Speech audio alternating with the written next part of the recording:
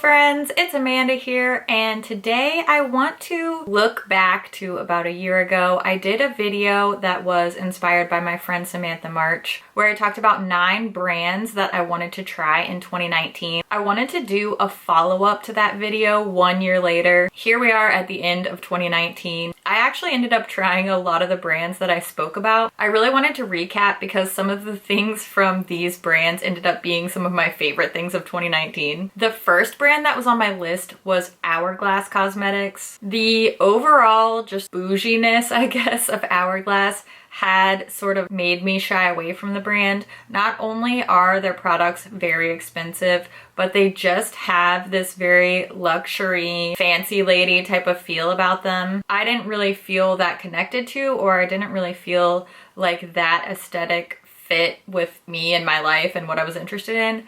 But after hearing so many people say how much they love Hourglass products, particularly people who have dry skin really love their powders, I'm so glad that this brand was highly recommended, because I love this palette so much. This is the Ghost version. I am not exaggerating when I tell you I use this palette every single day that I do my makeup. I am so glad that I put Hourglass on my list. I'm so glad that I took the plunge. This is one of my favorite products of 2019. I know that it came later in the year, but I love it so much. So brand number 1, Hourglass, tried it, loved it, absolutely would buy more from them in the future. Next on my list was Huda Beauty. I can't believe that I didn't try Huda Beauty until 2019. The palette that started it all is the one that I spoke about specifically in my video, the new nude palette. I purchased the palette,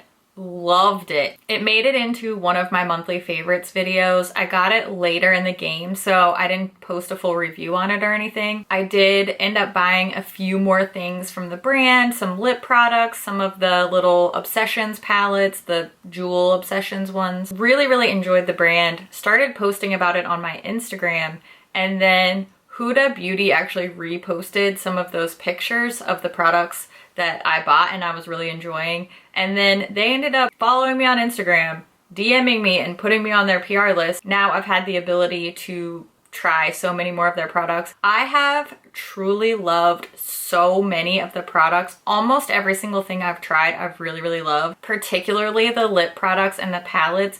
The complexion products aren't really my jam, these really full coverage matte products. I just can't believe that in 1 year I went from wanting this one specific palette to now I've been added to this amazing PR list that it kind of makes me uncomfortable to talk about, like, I don't know. It does sort of make me uncomfortable to talk about it in that way, because I don't want anybody to feel like I'm bragging or saying I'm so great and magical because I'm on the PR list.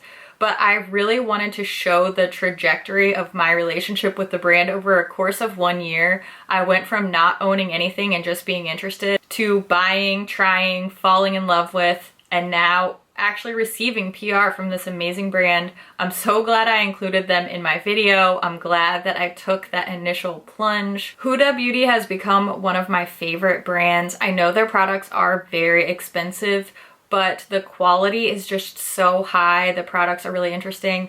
So glad I tried it. Love it. Love Huda Beauty. Thank you, Huda, for adding me to your PR list. My point is, I really like the brand. I really appreciate it. Let's just move on because I feel awkward now. Next up, let's talk about Dominique Cosmetics, another influencer brand. I spoke about wanting to purchase the Berries and Cream palette, which I did. I also got the Celestial Storm palette, which I liked even more. I really enjoyed that palette. I know it got some mixed reviews, which is fine. It would be boring if everybody agreed on everything. I think that the Celestial Storm palette is one of my favorite palettes of 2019. I am just throwing spoilers all over the place. Really enjoyed it. That's another one that I was kind of later in the year to trying, but as soon as I saw that Celestial Storm palette, it pushed me over the edge. I think it was Labor Day. I think they had a Labor Day sale, and that's when I ordered both the palettes. Truly enjoy them. I think they're great quality, really interesting and unique color stories. I wish the palettes themselves were a little bit smaller. They do feel overwhelming in size to me, but as far as the brand goes, I will 100% be purchasing more from Dominique Cosmetics. And I'm really happy to see so many of these influencer brands really are doing it right. So congrats to Kristen Dominique, because her brand really is really, really nice. Next on my list was Juvia's Place. I ended up ordering quite a few Juvia's Place palettes throughout 2019. I think I ended up with like 4 or 5 different palettes. Some of them I really, really like. The one that comes to mind is the Nubian 3 palette. I really enjoyed that one. I did do a review on it. Thought it was a great palette. I also more recently picked up the Nomad palette, and this one was just okay for me. I didn't find the shadow quality to be as consistently really, really exceptional throughout this palette as I did in the Nubian 3. Not that this Nomad palette is terrible by any means. It just didn't quite give me that wow factor that the Nubian 3 did. This is a brand that I've tried a lot more from than Hourglass or Dominique Cosmetics. I would say love some, just kind of like other things. Overall, it's been a good experience with the brand. I just don't feel as passionate about Juvia's Place as I do about the other brands that I've mentioned so far in this video. Next up, kind of a similar situation for Blush Tribe.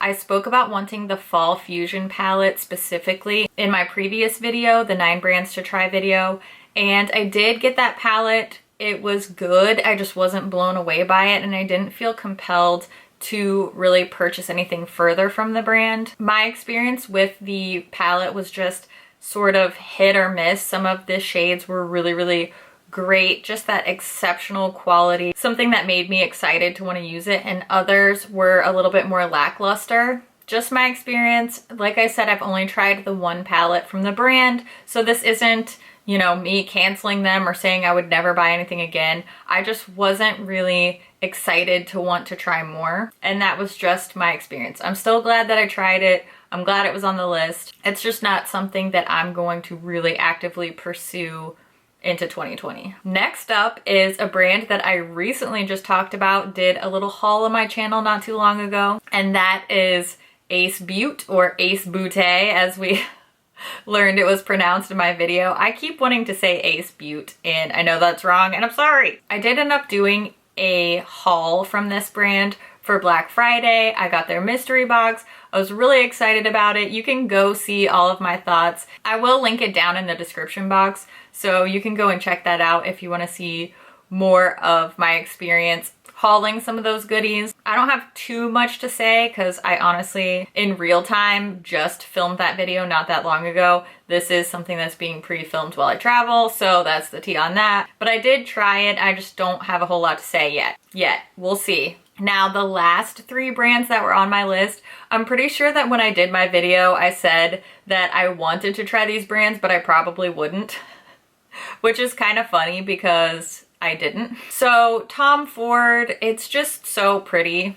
It's so pretty and it's so expensive, and you know what? I'm probably not gonna buy any of it, but it is pretty. Next was Drunk Elephant. I continue to hear great things about Drunk Elephant, but I've really found my stride in my skincare routine this year. I've been using a lot of products from The Ordinary, Fourth Ray, Pixie Beauty, and I'm really, really happy with the way my skincare is going right now. So I'm not interested in introducing a whole new skincare line right now. I did end up getting a sample. My birthday gift from Sephora this year was a little Drunk Elephant sample set. Maybe in the future it'll be a thing for me, but right now, just not really.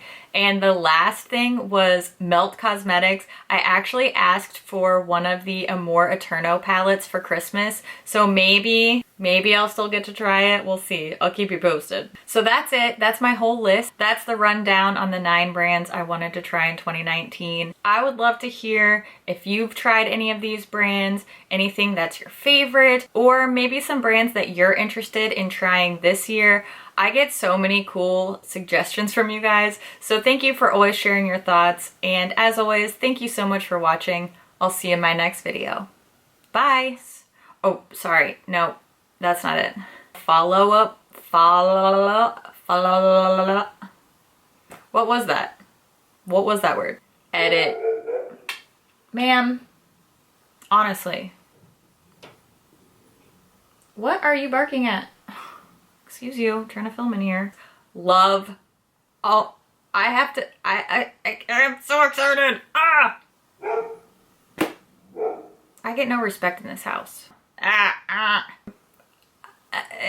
can't even take myself seriously. Okay, camera's running out of battery. Let's speed it up. Let's try not to ramble as much. You're literally rambling right now. Oh my gosh, get to the point. Throughout 2019. What's that one called? Not really. I'm just, I can't say words. The shape is, what? Did any of those words form a sentence? No, they did not. But who knows? You never know. I might spice it up. That freaking mirror. That Muerte palette though, it looks so good. I want it. I hope hubby came through in the clutch because that's really what I want for Christmas. Or just brands that you're interested. What's this face? It reminds me of that Jenna Marbles. Was that Jenna Marbles? Okay, I'm gonna go. My battery's dying. My camera's overheating. All of the things. It's catastrophe. Okay. All right. Bye-bye. See you later.